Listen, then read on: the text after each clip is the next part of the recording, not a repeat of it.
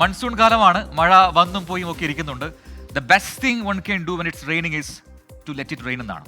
പക്ഷേ യാത്രാപ്രേമികൾക്ക് മഴയെ അങ്ങനെ വെറുതെ വിടാൻ പറ്റില്ല. മഴയാത്രകൾ വേറൊരു അനുഭവമാണ്. മഴ നനഞ്ഞും മഴ നനയാതെയും ഒക്കെ പോവാം. രണ്ടും രണ്ട് ഫീലാണ്. അപ്പോൾ ഇന്നത്തെ സർപ്രൈസ് സ്ഥലങ്ങൾ കാണാം. പോവാം. Come let's go for a ride with riding reporter.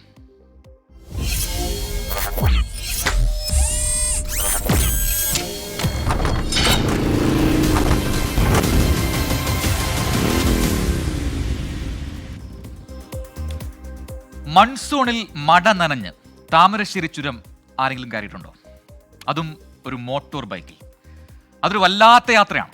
മഴയും കോടമഞ്ഞും തണുത്ത കാറ്റുമെല്ലാം തൊട്ട് അടിവാരം മുതൽ ലക്കിടി വരെ തീണ്ടുന്ന ആ യാത്ര. 9 ഹെയർ പിന്നുകൾ പിന്നിട്ട് ആ വൈബുള്ള യാത്ര നിങ്ങളിലേക്ക് എത്തിക്കുകയാണ് സുർജിത്ത് അയ്യപ്പത്ത്. കാണാം.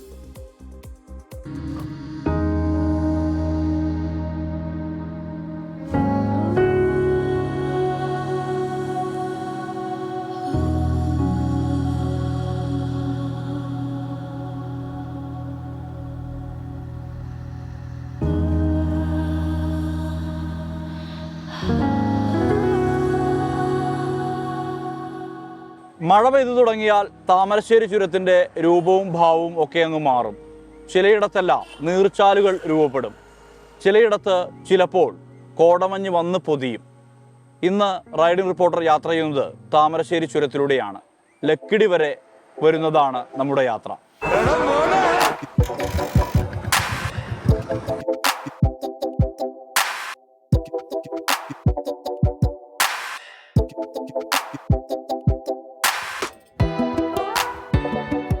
മൺസൂണല്ലേ, മഴ നനയാൻ ഒരു കൊതി. അതിനാൽ തന്നെയാണ് ഇത്തവണത്തെ റൈഡ് ചുരം വഴിയാക്കാമെന്ന് തീരുമാനിച്ചത്. അടിവാരത്ത് നിന്ന് യാത്ര തുടങ്ങി. പക്ഷേ മഴയില്ലായിരുന്നു. 1-ാം വളവും 2-ാം വളവും ഒക്കെ കടന്ന് മുന്നോട്ട്.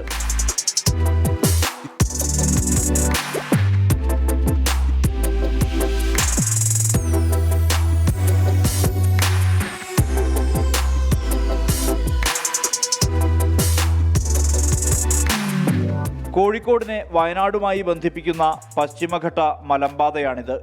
തോട്ടങ്ങളും വനവുമൊക്കെയാണ് ചുറ്റിലും. മഴ പെയ്താൽ ചുരത്തിൽ കുളിരാണ്.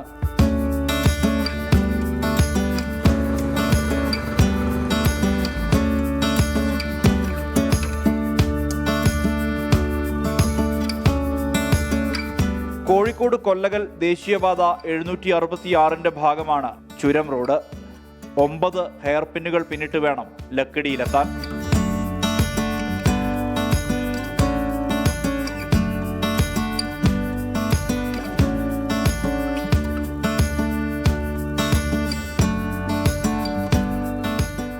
ചുരത്തിൽ 1-ാം വളവ് പിന്നിട്ടാൽ എത്തുക ചിപ്പിലത്തോട് എന്ന് പറയുന്ന ഒരു പ്രധാനപ്പെട്ട ഒരു ജംഗ്ഷനാണ്. ഇവിടെ നിന്നാണ് തുഷാരഗിരി വെള്ളച്ചാട്ടത്തിലേക്ക് പോവുക. ഇവിടെ മരുതിലാവ് എന്ന് പറയുന്ന ഒരു പ്രദേശമുണ്ട്. ഏതാണ്ട് 2 കിലോമീറ്റർ അപ്പുറത്താണത്. അവിടെ നിന്ന് വനപാതയിലൂടെ സഞ്ചരിച്ചാൽ തളിപ്പുഴ എന്ന് പറയുന്ന സ്ഥലത്തേക്ക് എത്താൻ കഴിയും. ആ പാത നിലവിൽ വനത്തിലൂടെയാണെന്നുള്ളത് കൊണ്ട് അടഞ്ഞിരിക്കുകയാണ്. ഈ പാത വികസിപ്പിച്ചത് ബ്രിട്ടീഷുകാരാണ്. തദ്ദേശീയരായ ആദിവാസികളാണ് വഴികാട്ടികളായത്. വഴികാട്ടിയ പണിയമൂപ്പൻ കരിന്തണ്ടനെ ബ്രിട്ടീഷുകാർ കൊലപ്പെടുത്തിയതായി വിശ്വസിക്കപ്പെടുന്നു. ലക്കിടിയിൽ കരിന്തണ്ടന്റെ ആത്മാവിനെ ബന്ധിച്ച ചങ്ങലമരമുണ്ടെന്ന് വിശ്വാസം.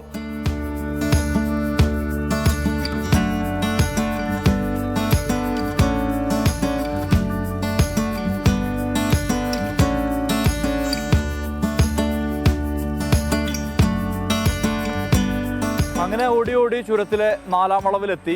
2-ാം വളവിലും 4-ാം വളവിലും കുറേ കടകളൊക്കെ ഉണ്ട്. കാരണം വലിയ ഒരു ഭംഗിയുള്ള വ്യൂ പോയിൻ്റാണിത്. കാരണം 9-ാം വളവിലെ ആ വളവിൻ്റെ കാഴ്ച ഉൾപ്പെടെ ഇവിടെ കാണാൻ പറ്റും. ഇപ്പോൾ കോടമഞ്ഞ് നിറഞ്ഞിരിക്കുകയാണ്. അതുകൊണ്ട് തന്നെ കാണാൻ കഴിയാത്തൊരു സാഹചര്യമുണ്ട്. വാഹനഗതാഗതം പതിവ് പോലെ ഇവിടെ സ്തംഭിച്ചിട്ടുണ്ട്. കാരണം ബ്ലോക്ക് നിത്യസംഭവമാണല്ലോ താമരശ്ശേരി ചുരത്തിൽ. എന്തായാലും ഒരു ചായ കുടിക്കാം. അവിടെ ധാരാളം ചായക്കടകളുണ്ട്. കരകൗശല വസ്തുക്കളൊക്കെ വിൽക്കുന്ന ധാരാളം കടകളുണ്ട്. അവിടെ പോയി ഒരു ചായ കുടിക്കാം.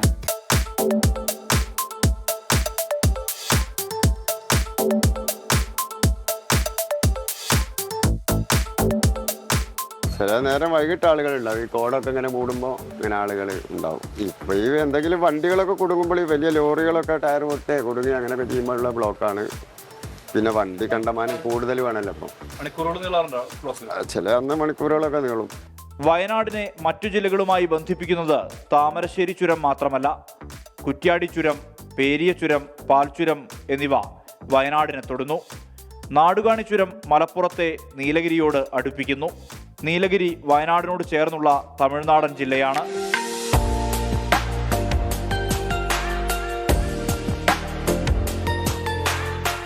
യാത്ര തുടരുമ്പോൾ 8ാം വളവിൽ വെച്ചാണ് മഴ കിട്ടിയത്. കയ്യിൽ കരുതിയ റെയിൻകോട്ട് ഇട്ടു. ചാറ്റൽ മഴയെങ്കിൽ കൊള്ളാൻ തന്നെയായിരുന്നു തീരുമാനം. മഴത്തുള്ളികളുടെ കനം മുന്നോട്ടുള്ള സുഖയാത്രയ്ക്ക് തടസ്സമാണ്.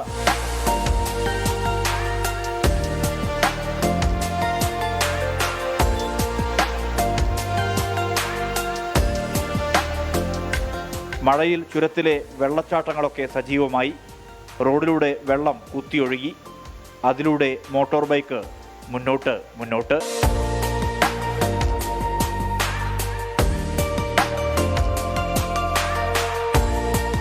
ഓടിയോടി മുകളിലെത്തുമ്പോൾ ശേഷിക്കുന്നത് 2 ഹെയർ പിന്നുകൾ മാത്രം. ഈ വ്യൂ പോയിന്റിൽ നിൽക്കുമ്പോൾ മനോഹരമായ ഒരു നിർമ്മിതി കാണാം.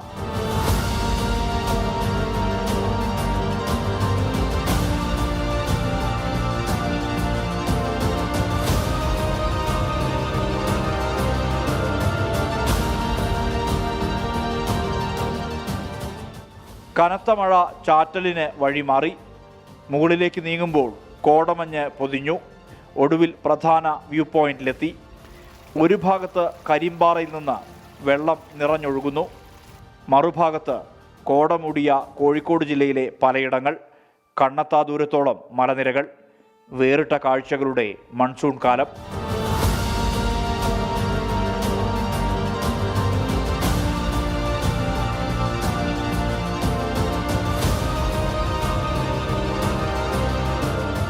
സൂപ്പറാണ്, അടിപൊളിയാണ്. മനസ്സിന് തോന്നുന്നു പ്രകൃതിയെ കാണുമ്പോൾ. തിട്ടകളെ കാണാനായിട്ട് നല്ല രസമുണ്ട്. പച്ചപ്പ്, ഫുൾ പച്ചപ്പാണ്.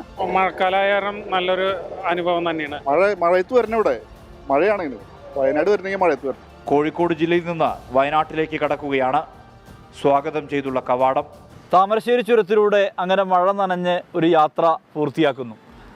ഇനി അടുത്ത ഇടം തേടുകയാണ് റൈഡിംഗ് റിപ്പോർട്ടർ മനു ദാമോദരനൊപ്പം സുർജിത് അയ്യപ്പത്ത്, 24 വയനാട്.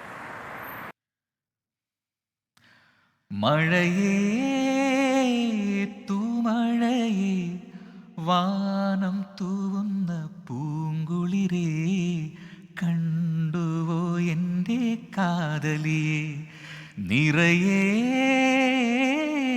കണ്ണീറയേ പെയ്തിറങ്ങുന്നൊരൂർമയിലേ പീലി നീർത്തിയ കാതലിയേ. യാത്ര, മഴ, പാട്ട്, പ്രണയം, ഒരു വല്ലാത്തൊരു വൈബാണല്ലേ, വല്ലാത്തൊരു കോംബോ ആണ്. സുജിത് ശരിക്കും കൊതിപ്പിച്ചു. വീണ്ടും ഒന്നുകൂടി ആ ചുരത്തിലേക്ക് പോകാനൊരു മോഹം. ഒരുപാട് പ്രേക്ഷകർ നമ്മുടെ കമൻറ്റ് ബോക്സിൽ അത്തരം കമൻറ്റുകൾ അയക്കുന്നുണ്ട്. വീണ്ടും അവിടത്തേക്ക് പോകാൻ താല്പര്യമുണ്ട് എന്ന് പറയുന്ന ഒരുപാട് പേർ. ഓരോരുത്തർക്കും ഓരോ അനുഭവമാണ്, ഓർമ്മയാണ്. ഒരാൾ പറയുന്നു അവിടെ നല്ല കപ്പയും മീൻകറിയും കിട്ടും എന്ന് പറയുന്നു. വയനാട്ടിൽ ആ ചുരം കയറി പോയി കഴിഞ്ഞാൽ. പിന്നെ പറയുന്നു ഈ ചുരം കാണുമ്പോഴാണ് നമ്മുടെ പപ്പുവിനെ ഓർമ്മ വരുന്നത്, താമരശ്ശേരി ചുരം. അങ്ങനെ ഒരുപാട് പേര് ഓർമ്മകൾ പങ്കുവെക്കുന്നു. അങ്ങനെ ഒരുപാട് കമൻറ്റുകൾ വരുന്നു. അപ്പോൾ അതിങ്ങനെ നിറയട്ടെ.